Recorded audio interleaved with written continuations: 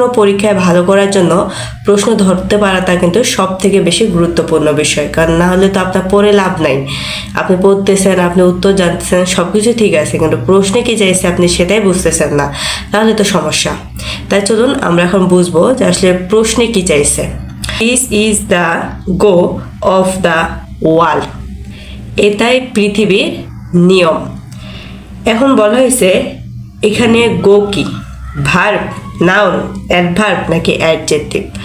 আমরা মুখস্থ করে এসেছি গো মানেই হচ্ছে ভার্ব, কারণ গো মানে যাওয়া, যাওয়াটা তো একটা কাজ করা বোঝায়। তাহলে যাওয়া যদি কাজ করা বোঝায় তাহলে এটা তো ভার্ব হওয়ার কথা। আপনি পরীক্ষা হলে ভার্ব দাঁড়াইছেন, কিন্তু আপনার সাথে কি হয়েছে জানেন? একটা নাম্বার চলে গিয়েছে। এর কারণ হচ্ছে এখানে গো কিন্তু ভার্ব না। ভার্ব এই জন্য না, কারণ এখানে গো অর্থ কিন্তু যাওয়া না, এখানে গো অর্থ হচ্ছে নিয়ম। এটাকে আমরা বললাম না যে this is the go of the world, এটাই পৃথিবীর নিয়ম। এই নিয়ম অর্থ হচ্ছে এখানে গো। এখন আপনি কি সব কিছু বাংলা অর্থ জানেন? সব কিছু তো জানবেন না। তাহলে আপনি কিভাবে বের করবেন? আপনি বের করবেন এভাবে, নাউনের যে বেসিক জিনিসটা সেটাকে আপনি যদি ক্লিয়ার রাখতেন তাহলে আপনি এখানে গো উত্তরে ভার্ব দাগাইতেন না। আরেকটা সমস্যা হচ্ছে আমরা যে কোনো প্রশ্ন এখান থেকে পড়ব এবং শেষ পর্যন্ত আমরা শেষ করব, অর্থাৎ কোনো this is the go go আচ্ছা ওমনে দাগাইতলাম ভার্ব, এই ভুল করা যাবে না। This is the go of the world, here go is, তার মানে আমাকে সম্পূর্ণ জিনিসটা আমি পড়লাম, এরপর আমাকে বলছে এখানে গো কি। আমি মূলত মুখস্থ হিসেবে জানি গো ভার্ব, এছাড়া আমি জানি যে আর্টিকেল এবং প্রিপোজিশনের মাঝখানে যদি কোনো ওয়ার্ড থাকে সেটা আবার হয়ে যায় নাউন, এটাও আমি জানি। যখন আমি নাউনের বেসিক পড়েছি তখন কিন্তু আমি এটাও জানছি। তাহলে এখানে আর্টিকেল হচ্ছে দা এবং অফ হচ্ছে প্রিপোজিশন, তার মাঝে একটা ওয়ার্ড আছে সেটা হচ্ছে গো, তার মানে এটা ভার্ব হবে না, এটা হবে নাউন। যদি আমি এভাবে বুঝে বুঝে উত্তর করি তাহলে দেখবেন যে আমি এখানে 1 নাম্বার পাবো। অন্যথায় যদি আমি মুখস্থ গো দেখা মাত্রই যদি আমি ভার্ব বসাই দিই সেক্ষেত্রে কিন্তু আমার এরকম ভুল হবে। তাই আমাকে কি করতে হবে? আগে প্রশ্নটা ভালোভাবে পড়তে হবে। প্রশ্ন ধরার নিয়ম হচ্ছে প্রশ্নের শুরু থেকে শেষ পর্যন্ত আপনাকে ভালোভাবে পড়তে হবে এবং প্রতিটা জিনিস, মুখস্থ বিদ্যা ভয়ঙ্কর না, প্রতিটা জিনিস আপনাকে বুঝে শুনে পড়তে হবে। এই জন্য আগে বুঝতে হবে যে কি চাইছে, এটা কি চাইছে এটা আপনি তখনই বুঝতে পারবেন যখন আপনি পড়াশোনাটা বুঝে বুঝে করবেন, অর্থাৎ মুখস্থ না, বুঝে বুঝে যখন পড়বেন তখনই আপনি প্রশ্ন কি চেয়েছে এটা বুঝতে পারবেন। তাই কোনো টপিক পড়ার আগে অবশ্যই আমাদেরকে সেই টপিকের বেসিকটা ভালোভাবে ক্লিয়ার করতে হবে, ঠিক আছে? তো পরীক্ষা হলে আপনারা তাড়াহুড়া করবেন না। অনেকেই মনে করে যে অল্প সময়ের মধ্যে এতগুলো আনসার কীভাবে করব, তাই প্রচুর তারা তাড়াহুড়া করে। একটা কথা হচ্ছে এটা কিন্তু কম্পিটিশন পরীক্ষা, তার মানে আপনার জন্য যে সময়টা নির্ধারিত অন্য কারোর জন্য ঠিক সেম সময়টা নির্ধারিত রয়েছে।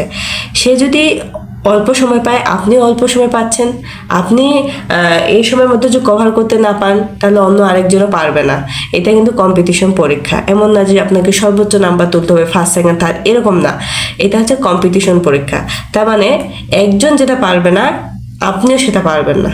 এই জন্য কারণ এই পরীক্ষাটা সবার জন্যই সমান, এবং পরীক্ষা যখন কোশ্চেন তৈরি করা হয় এবং টাইম ধরে দেওয়া হয় তখন কিন্তু এটা বুঝে শুনে প্রশ্ন তৈরি করা হয় যে এই সময়ের মধ্যে প্রতিটা জিনিস আনসার করা সম্ভব।